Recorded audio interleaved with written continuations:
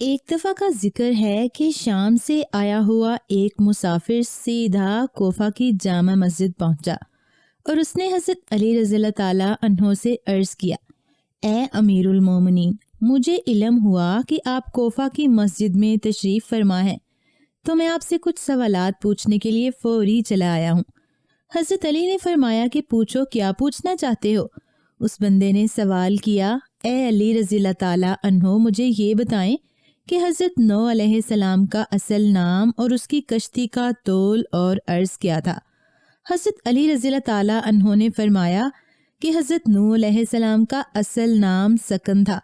حضرت نوح علیہ السلام کو نوح اس لیے کہا جاتا ہے کہ وہ 950 سال تک روتے رہے تھے۔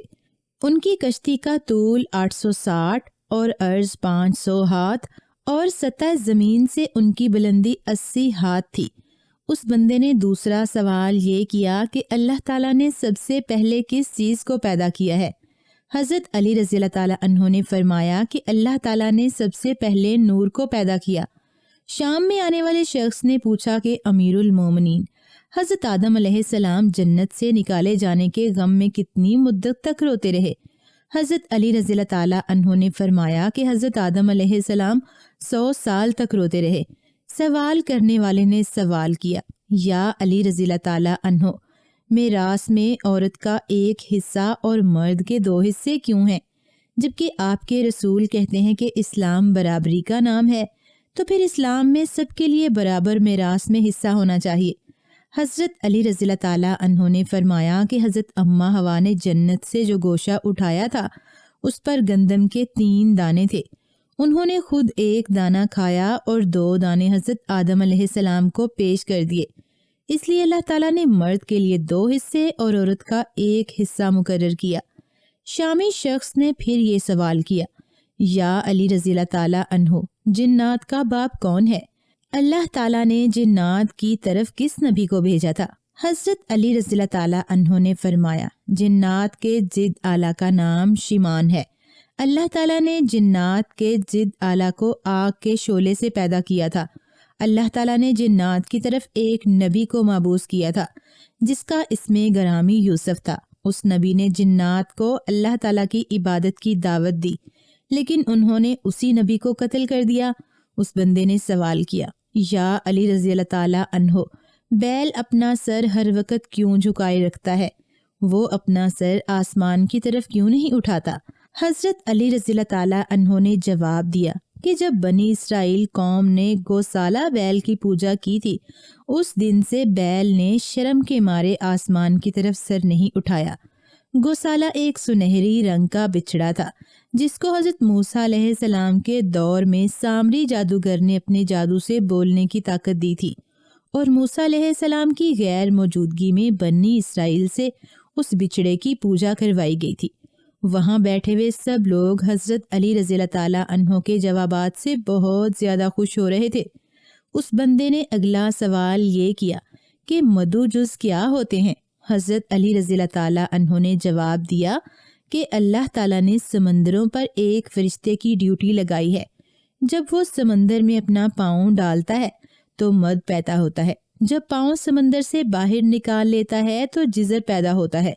مدو جزر سمندر کے پانی کے اتار اور چڑھاؤ کو کہتے ہیں۔ سوال کرنے والے نے سوال کیا کہ اللہ تعالیٰ نے زمینوں، آسمان اور پہاڑوں کو کس چیز سے پیدا کیا؟ مولا علی رضی اللہ تعالیٰ عنہ نے جواب دیا کہ اللہ تعالیٰ نے زمین کو پانی کی جھاگ سے اور آسمانوں کو پانی کے بخارات سے اور پہاڑوں کو پانی کی موجوں سے بنایا۔ شام سے آئے ہوئے مسافر نے اگلا سوال کیا، اے امیر المومنین، وہ کون سے نبی تھے جنہوں نے ایک ہی وقت میں 2 بہنوں سے شادی کی تھی؟ آپ رضی اللہ تعالیٰ عنہ نے جواب دیا کہ حضرت یعقوب بن اسحاق علیہ السلام تھے، جنہوں نے ایک ہی وقت میں 2 بہنوں سے شادی کی تھی جس کا نام لیا اور راحیل تھا۔ اس کے بعد اللہ تعالیٰ نے 2 سگی بہنوں سے نکاح کو اسلام میں حرام قرار دے دیا۔ زمین کے اوپر والے آسمان کو کس چیز سے بنایا گیا ہے؟ آپ رضی اللہ تعالیٰ عنہ نے ان کو جواب دیا کہ رکی ہوئی فوج سے۔ شامی شخص نے پھر سوال پوچھا، کفر کی ابتدا کس نے کی اور پہلا کفر کس نے کیا؟ آپ رضی اللہ تعالیٰ عنہ نے جواب دیا، کفر کی ابتدا ابلیس سے ہوئی اور وہی کائنات کا پہلا کافر ہے۔ اسی کو ہی پہلا کافر تصور کیا جاتا ہے۔